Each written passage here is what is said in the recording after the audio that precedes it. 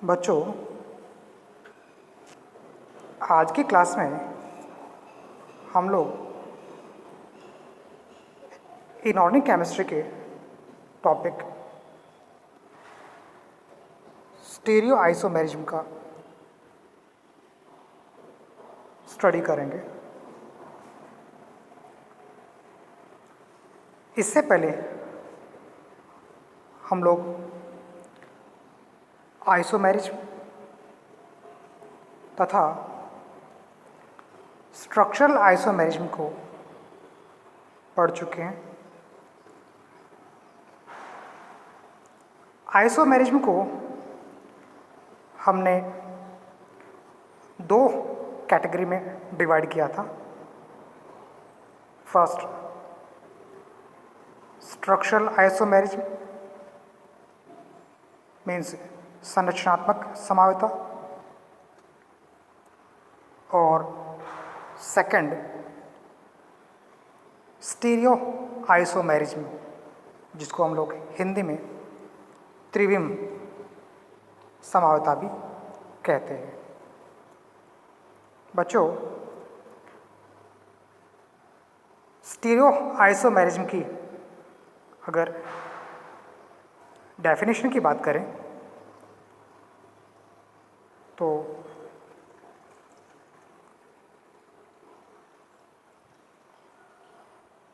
Stereo isomerism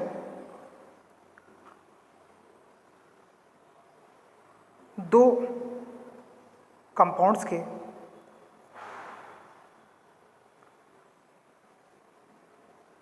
same groups, यहाँ चूँकि हम लोग कोऑर्डिनेशन केमिस्ट्री को जोड़ के पढ़ रहे हैं, तो यहाँ ग्रुप्स शब्द मेटल से जुड़े लिगेंड्स को इंडिकेट करता है। तो बच्चों, जब कोऑर्डिनेट कंपाउंड्स में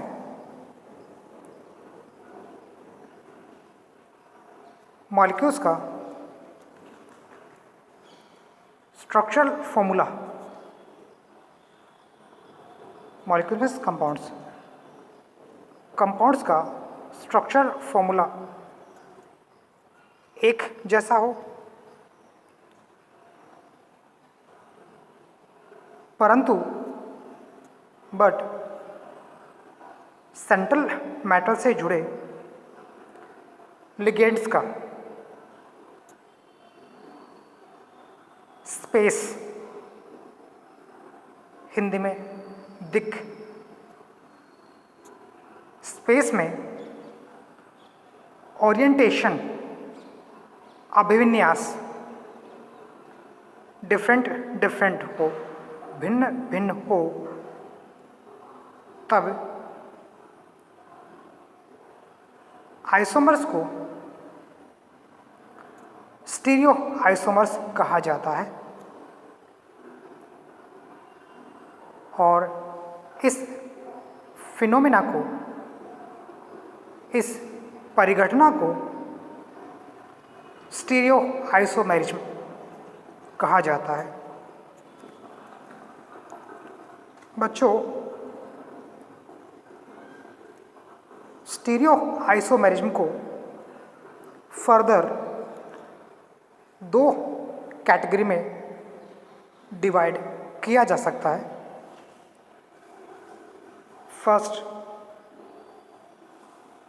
ज्योमेट्रिकल आइसोमेरिज्म, ज्यामितीय समावता, जबकि सेकंड ऑप्टिकल आइसोमेरिज्म, प्रकाशिक समावता। ज्योमेट्रिकल आइसोमेरिज्म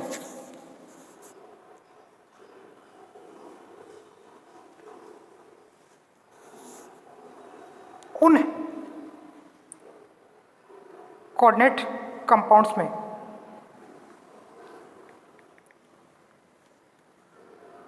देखने को मिलती है जिनमें डिफरेंट लिगेंड्स की पोजीशन चेंज करने पर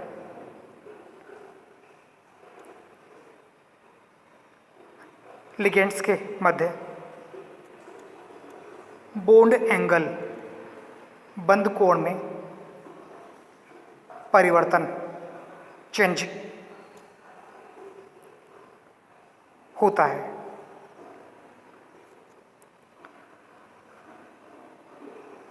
बच्चों, यदि किसी कॉम्प्लेक्स में लिगेंड्स की पोजीशन चेंज करें और बॉन्ड एंगल चेंज दिखाई दे, तब हम कहेंगे कि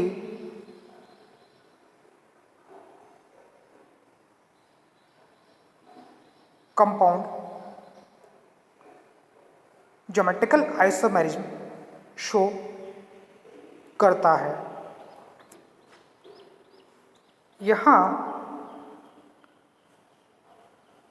प्लैटिनम के साथ में 4 लिगेंड अटैच किए हैं, जिनमें 2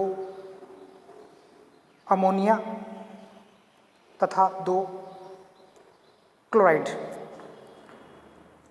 इन दोनों के बीच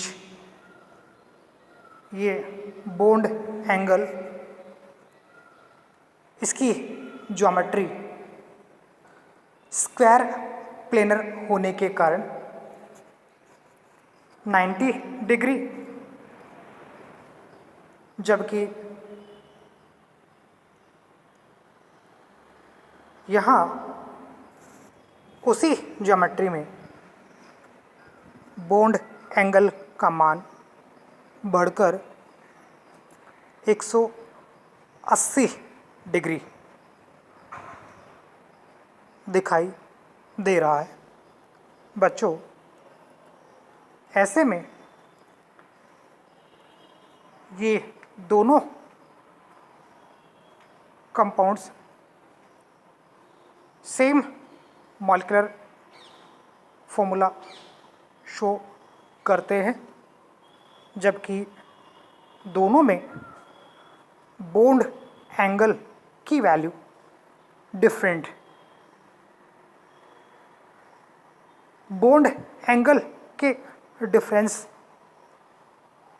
की वजह से ये दोनों आइसोमर्स एक दूसरे के स्ट्रक्चरल आइसोमर्स कहलाते हैं। बच्चों, कोऑर्डिनेट कंपाउंड्स में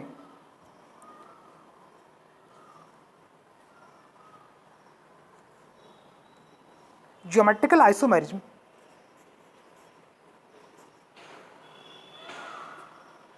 दो तरह के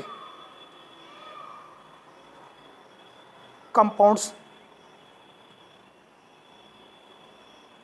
जहां कोऑर्डिनेशन नंबर 4 तथा कोऑर्डिनेशन नंबर 6 होगी, को एग्जाम्पल के रूप में अप्लाई करते हुए, या ये कह दीजिए हम ज्योमेट्रिकल आइसोमेरिज्म देखेंगे, पढ़ेंगे उन कोऑर्डिनेट कंपाउंड्स में जहां सेंट्रल मेटल एटम का कोऑर्डिनेशन नंबर 4, 4 तथा 6 है। बच्चों, जैसा कि हम जानते हैं, कोऑर्डिनेशन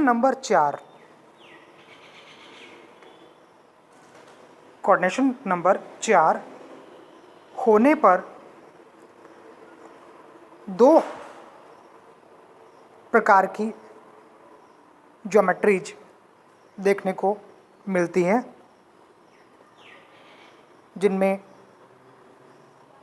टेट्राहेड्रल ज्योमेट्री तथा स्क्वायर प्लेनर ज्योमेट्री। हम टेट्राहेड्रल कॉम्प्लेक्स तथा स्क्वायर प्लेनर कॉम्प्लेक्स दोनों प्रकार के कोऑर्डिनेट कंपाउंड्स में ज्योमेट्रिकल आइसोमेरिज्म को पढ़ेंगे और देखेंगे कि क्या टेट्राहेड्रल ज्योमेट्री वाले कोऑर्डिनेट कंपाउंड्स भी ज्योमेट्रिकल आइसोमेरिज्म शो करते हैं, या कोऑर्डिनेशन नंबर 4 वाले